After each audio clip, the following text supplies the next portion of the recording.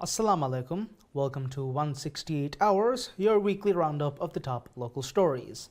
I am Abdullah Ahil, your host for the evening. Stay tuned. President Dr. Mohamed Muiz declares that the Maldives has achieved results in managing the issue of foreigners that parallel those of developed nations, calling the progress a testament to the government's commitment to meaningful national development. The president made these remarks during his appearance on the Nation Chat with the President program broadcasted on PSM News, where he highlighted his administration's vision for addressing long-standing social challenges that have plagued Maldivian society for decades. Speaking during the program, President Muiz emphasized that the concerns of Maldivian society must be given the highest priority in all government undertakings. He distinguished between superficial development and genuine progress, cautioning against equating national advancement solely with visible infrastructure such as skyscrapers. The president acknowledged that the challenges posed by foreign nationals in the Maldives have remained unresolved for many years, describing the related drug problem as an even older and more pressing concern. He connected these persistent issues to the emergence of gangs, violent conflicts, and various forms of criminal activity that have destabilized communities across the islands. President Muiz pointedly noted that previous administrations failed to make adequate efforts to confront these major social problems head-on, describing his current approach as grounded in factual assessment rather than political rhetoric. Official government data presented by the president reveals a dramatic acceleration in efforts to document and manage the foreign population during his administration. Upon assuming power, the government encountered a significant information gap as no comprehensive data existed regarding the legal status of foreigners residing in the Maldives. This information deficit has been substantially addressed through an ambitious biometric collection program that has far outstripped the efforts of previous administrations. According to statistics cited by President Muiz, during the 2.5-year period from 2013 to 2016, no biometrics were collected from foreign nationals. Throughout the entire 5-year term of the subsequent administration, only 27,200 foreigners provided biometric data.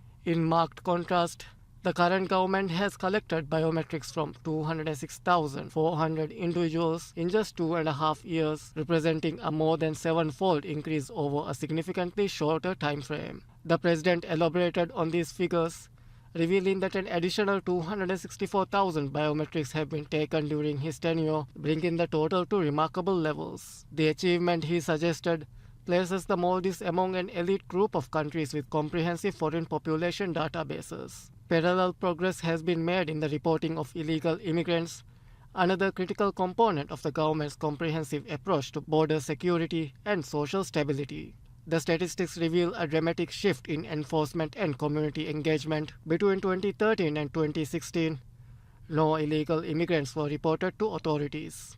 During the first 2.5 years of the previous administration, only 2,600 individuals were reported. However, during the current government's tenure, the figure has jumped to 12,193 reported illegal immigrants, representing nearly a 5-fold increase and indicating heightened vigilance and public cooperation. President Muiz characterized these achievements as integral components of a broader, determined policy framework designed to permanently resolve the complex issue of undocumented foreigners in the Maldives. He acknowledged that significant challenges remain in this ongoing effort, yet expressed confidence that the foundation has been established for lasting solutions.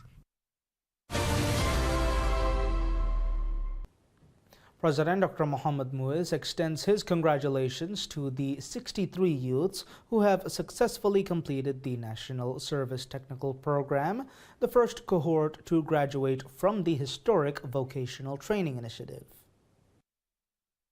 In a message shared across social media platforms, the president praised the graduates while acknowledging the parents, teachers, and personnel from the Maldives National Defense Force and the Ministry of Defense and National Service, whose collective efforts made the program's success possible. The graduating class comprised 37 students aged 17, 24 students aged 18, and 2 students aged 19, all of whom underwent an intensive 4-month training regimen at the MNDF School of Engineering and Logistics located at Kihaduba Atoll. These students had previously expressed their interest in vocational training during the enrollment window that opened for the initial batch of the National Service Program on 28 December of last year, marking the beginning of what officials hope will become a transformative initiative for Maldivian youth. The National Service Technical Training Program represents a cornerstone effort by the government to cultivate a patriotic, spiritually and mentally healthy generation of Maldivian youth. The program's primary objective extends beyond mere technical skill acquisition.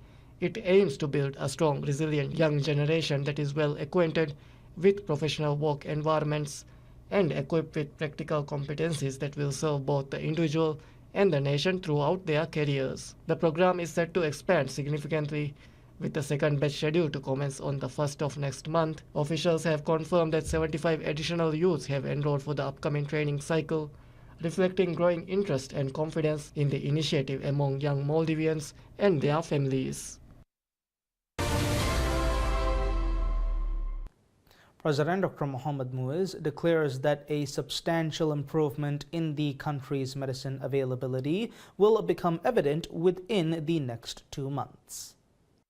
The president made these remarks during his appearance at the Nation Chat with the President program, where he outlined an ambitious timeline for resolving the persistent medicine scarcity that has plagued the Maldives for years. Under his administration, a specialized state-owned enterprise has been tasked with fundamentally transforming how pharmaceutical products reach patients across the archipelago. The institutional framework for this pharmaceutical overhaul took shape last September when the government established the State Pharmaceutical and Medical Supply Corporation Limited. The state-owned entity was created with the explicit purpose of expanding the importation of medicinal drugs, medicinal consumables, and critical medical equipment throughout the Maldives. The corporation's founding mission centers on addressing what the president described as the suffering of citizens related to medicine shortages, moving beyond piecemeal solutions toward a comprehensive systemic approach. Since its establishment, the company has been implementing various strategic initiatives designed to eliminate bottlenecks in the pharmaceutical supply chain. One of the most significant operational developments involves the planned integration of all pharmacies under the State Pharma umbrella beginning next July. This consolidation will create a unified distribution network capable of responding more efficiently to national medicine needs while eliminating the fragmentation that has historically complicated inventory management. Alongside this structural change, the corporation is developing a sophisticated monitoring system that will track medicine stock levels across every pharmacy in the Maldives, enabling administrators to identify shortages before they impact patients and redistribute supplies from areas with surplus inventory to those facing scarcity. The operationalization of this vision has already begun with tangible results. The corporation has successfully established its first dedicated pharmacy within the Indira Gandhi Memorial Hospital, or IGMH, creating a direct channel for sustainable medicine supply to the nation's primary healthcare facility. Additionally, the corporation has implemented a mechanism to import medicines that are currently unavailable in local pharmacies, ensuring that patients requiring specialized or less common medications no longer face the frustrating experience of searching endlessly for prescriptions that cannot be sourced domestically. To make this system more accessible to citizens throughout the scattered island nation, authorities have established multiple channels for requesting medicines. A dedicated telephone hotline, accessible through the easy-to-remember number 1505, allows any resident to place requests for medications they cannot find in their local pharmacies. Building on this foundation of telephone accessibility, the corporation is also introducing a digital component to its service model. The State Pharma Portal represents the government's entry into pharmaceutical e-commerce, creating an online platform where citizens can request medications, check availability, and track their orders through a modern digital interface.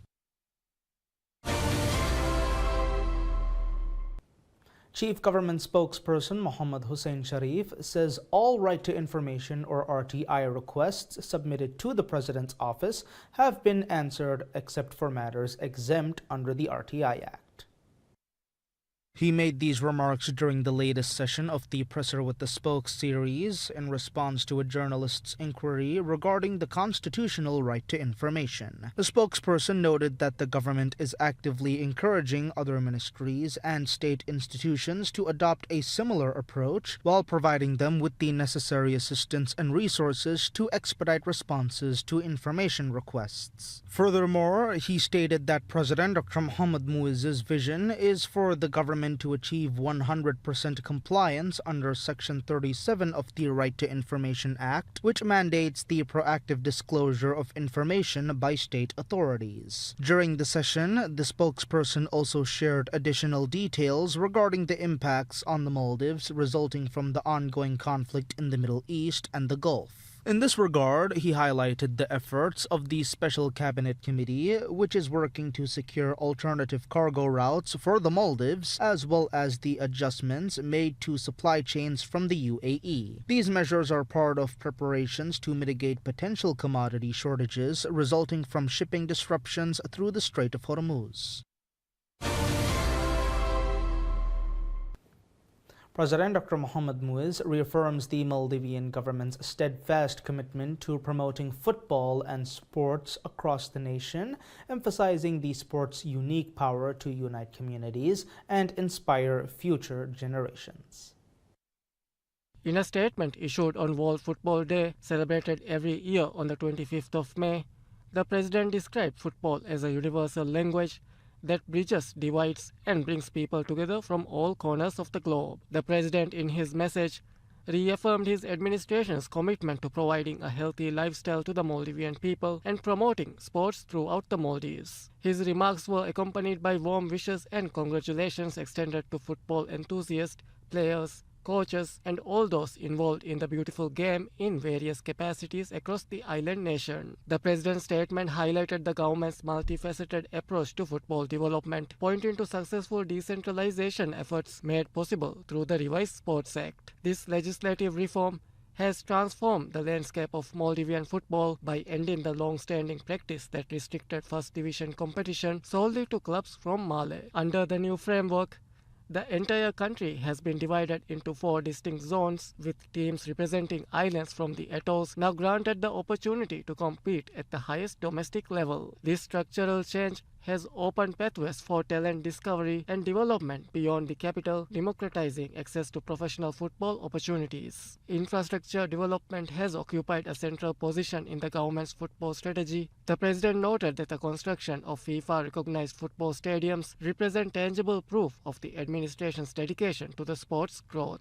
These world-class facilities not only provide appropriate venues for domestic competition, but also position the Maldives as a potential host for international football events. The government has identified the hosting of international tournaments as a strategic priority, recognizing that such events provide Maldivian athletes with invaluable exposure to international competition and the experience necessary to compete on larger stages. First Lady Sajida Mohammed echoed the president's sentiment while offering her own perspective on football's broader societal significance. In her statement marking the occasion, she emphasized that football occupies a special place in the hearts of every citizen in this geographically dispersed nation, serving as a unifying force that connects people across the archipelago's scattered communities. She characterized football as a powerful instrument for empowering happy, healthy, and meaningful lives, transcending its role as mere entertainment to become a foundation for personal and community development. The First Lady highlighted football's educational dimensions,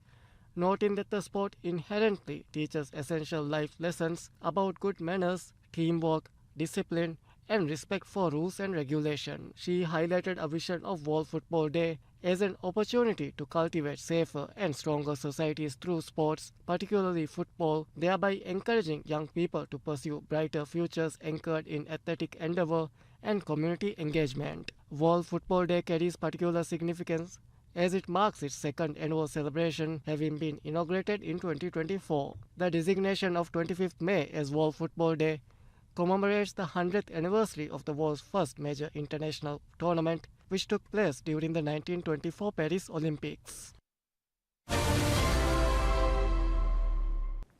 Minister of Fisheries, Agriculture and Ocean Resources Ahmad Shiam emphasizes the nation's growing global influence as the Maldives has established itself as a formidable voice in shaping international fisheries policy.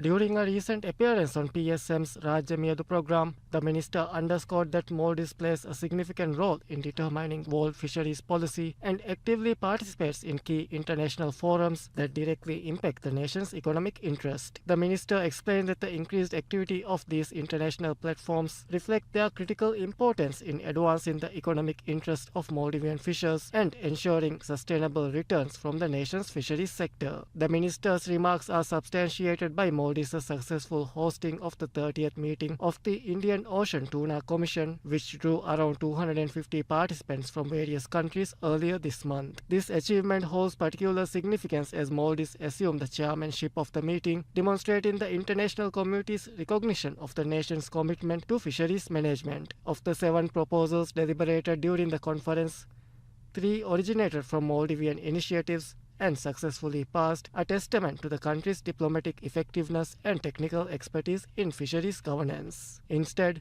active participation ensures that the nation's interest, including its quota allocations in the Indian Ocean, receive proper consideration. The minister confirmed that with government leadership and direct support from President Dr. Mohammad Muizzu, Maldives successfully secured its quota position, marking a crucial decision for the development of the nation's yellowfin tuna fishery. In separate developments, Minister Shiam announced plans to enhance domestic fisheries infrastructure and accessibility during a public rally in Addu City. The minister revealed that a dedicated MIFCO shop will open in the connected islands of Addu City within the coming days, responding to requests made by residents during President Muizzu's visit to the city. While some MIFCO products including canned tuna, smoked tuna and rihakuru have already been available through the Hulumidu ice plant, the new shop aims to make these products more readily accessible to the broader population of Addu City. Addressing long-standing concerns from local fishermen regarding fuel access, the minister announced that fuel services at Kan have been extended and will now operate until 10 p.m., resolving previous limitations that saw services suspended at 4 p.m. Additionally,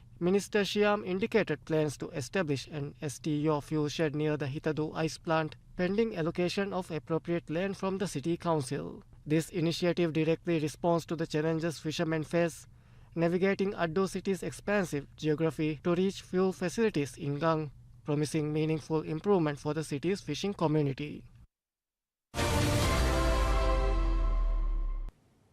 The government continues its mission to strengthen public services and support local industries as Minister of Youth Empowerment, Sports and Fitness Abdullah Rafiu officially opens a new Maldives Industrial Fisheries Company or MIFCO store in Addu City, marking a significant milestone in the company's ongoing expansion efforts.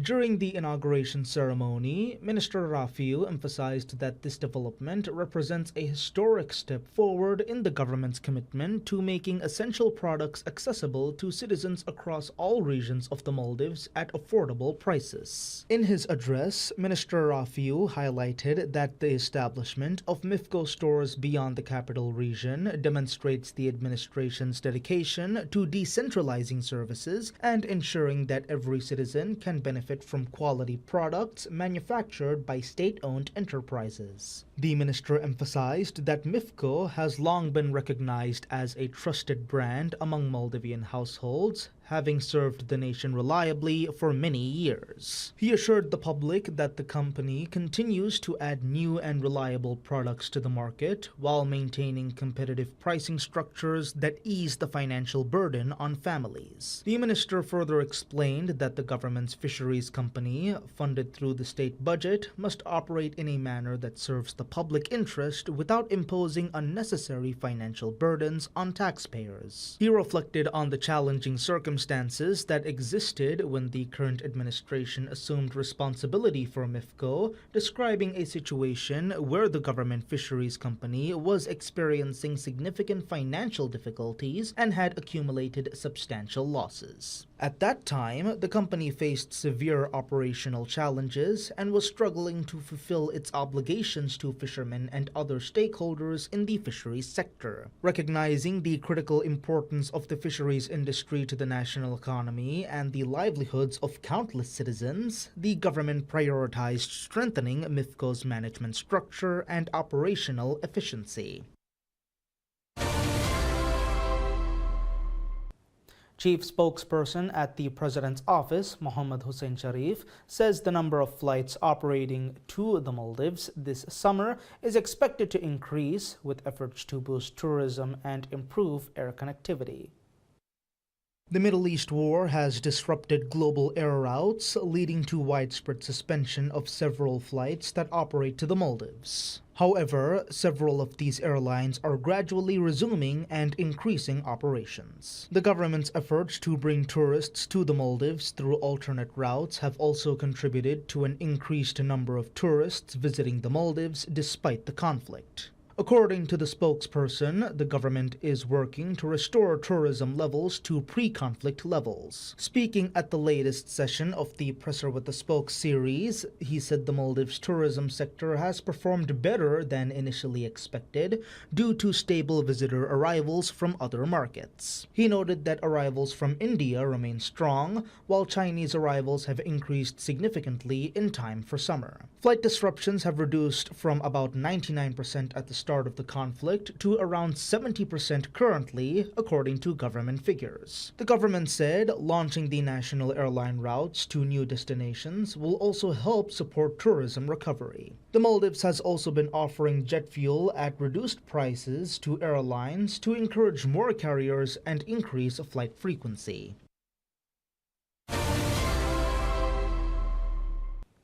President Dr. Mohammad Muiz says the renewed bonds of unity during Eid serve as a strong force in sustaining peace and harmony across the country. In his address to the nation on the occasion of Eid al-Adha, the President expressed profound gratitude to Almighty Allah for bestowing the blessed occasion and extended warm Eid greetings and best wishes to all Maldivians. He urged the public to uphold Islamic values during their celebrations and festivities and to refrain from practices that conflict with traditional Maldivian values and customs. The President further emphasized the core values Eid imparts, including instilling exemplary moral values in the youth and finding personal fulfillment in bringing joy to the vulnerable and lonely members of society. He noted that the bonds of unity revitalized during Eid are a driving force for sustaining peace and harmony across the nation. He added that adorning oneself with a pure garment of piety and renewing one's determination to uphold the religion and the true path reflects the true essence of Eid. The President highlighted that Eid al-Adha stands as an enduring testament to compassion, uniting the entire Muslim Ummah throughout the profound lessons and wisdoms ordained by Almighty Allah. He also reflected on how the joy that begins with the equality of the sacred plains of Arafat and spreads in every direction is one of the brightest symbols of human compassion. The President noted that the slaughtering of Udhiyah, exchanging gifts and assistance provided to the poor help improve the social fabric of society and renew the courage to move forward as a strong community. He added that Eid is the season of forgiveness that brings life to hearts. The government announces plans to launch 2 additional batches of the National Service Program this year, with the goal of training up to 1,000 children within a 1-year period.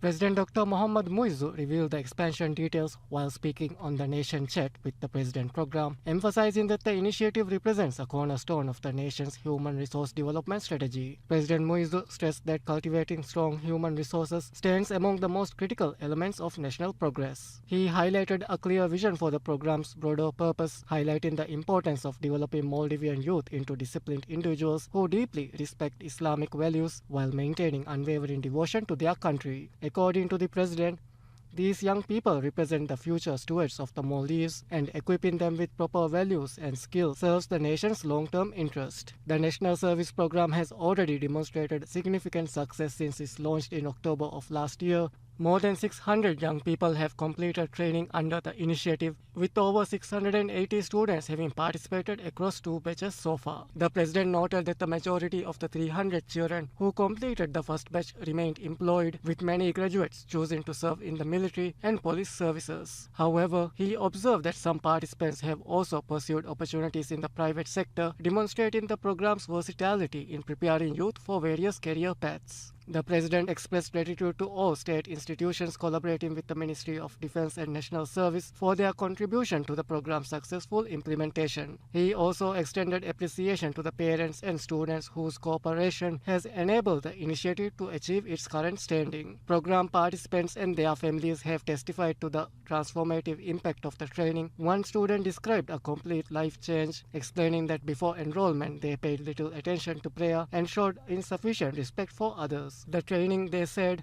instilled self-confidence and a dedication to serving the nation. Another participant echoed similar sentiments, noting that the program taught time management and responsibility. Before the training, they admitted they do not understand the value of time. Now they describe themselves as responsible, time-conscious individuals motivated to contribute to their country's welfare. The National Service Program encompasses comprehensive training in religious observance, personal hygiene, self-discipline, and character development. Parents have observed that the initiative helps children cultivate essential habits that positively influence their lives and futures. Graduates of the program receive employment opportunity across various government institutions, providing a tangible pathway to meaningful careers while serving the public interest. Minister of Foreign Affairs Irtisham Adam says the government is working to secure tariff reductions on Maldivian tuna exports to Europe. Recently, the United Kingdom suspended its 20% tariff on Maldivian tuna imports for a period of 2 years. The government is working to strike similar deals with other markets. In an interview with PSM News, the foreign minister said the government is trying to make the UK tariff exemption permanent through further negotiations with the British government. She said the government also aims to negotiate reduced tariffs for Maldivian tuna exports in other international markets, especially Europe. She added, if tuna exports grow stronger and become more competitive, the country would eventually pursue a free trade agreement. The European market imposes a tariff between 22 and 24% on Maldivian tuna exports. Unlike the UK market, tariffs vary in the European market based on how the fish is processed. Frozen tuna exports face a 22% tariff, while canned fish exports face a 24% tariff. The European tariffs were introduced after the Maldives graduated from least developed country status to a developing country in 2011, which reduced its special trade privileges. Negotiations with the UK and EU became separate after the UK left the European Union. The minister said the government hopes for tariff relief will increase tuna exports and improve competitiveness in the UK and European markets, which will help Maldivian fish products secure better prices internationally. She highlighted that Maldivian fishing is environmentally sustainable because it uses traditional pole and line fishing methods and has MSC certification, which is internationally recognized. The government believes reducing tariffs will help expand trade and support future free trade agreements.